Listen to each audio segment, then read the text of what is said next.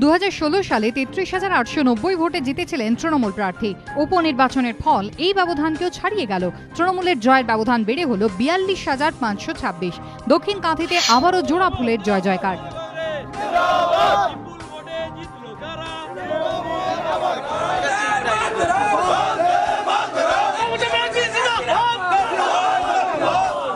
এটা আমাদের কাছে প্রত্যাশিত ছিল, কারণ দক্ষিণ কাঁথির মানুষ আমাদের নেত্রী মমতা বন্দ্যোপাধ্যায়ের সঙ্গে রয়েছেন, তার উন্নয়নের কাজের সঙ্গে রয়েছেন। ভোটার তো আমাদের দিকে আরো বেশি করে শিফট করেছে, কারণ আমাদের পার্সেন্টেজ বেড়েছে।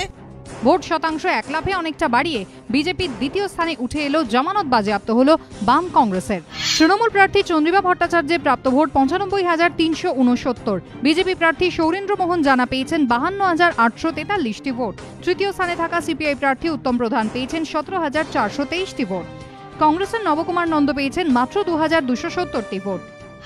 কন্টায় রেজাল্ট আজকে বেরিয়েছে। আমি মামাটি মানুষকে অভিনন্দন জানাই, এবং মানুষকে অভিনন্দন জানাবার সাথে সাথে আমাদের সমস্ত লিডার এবং ওয়ার্কাররাও যারাও পরিশ্রম করেছেন। 2011 সালে বিধানসভা নির্বাচনে দক্ষিণ কাঁথিতে তৃণমূল পেয়েছিল 57.12% ভোট। 2014 সালে লোকসভা নির্বাচনের বিধানসভা ওয়ারি ফলে তা কমে হয়েছিল 51.91%। গতবারের বিধানসভা নির্বাচনে তৃণমূলের ঝুলিতে গিয়েছিল 53.72%।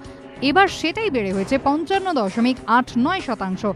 অর্থাৎ এক বছরেরও কম সময়ে অধিকারী পরিবারের গড়ে তৃণমূলের ভোট বাড়ল 2%।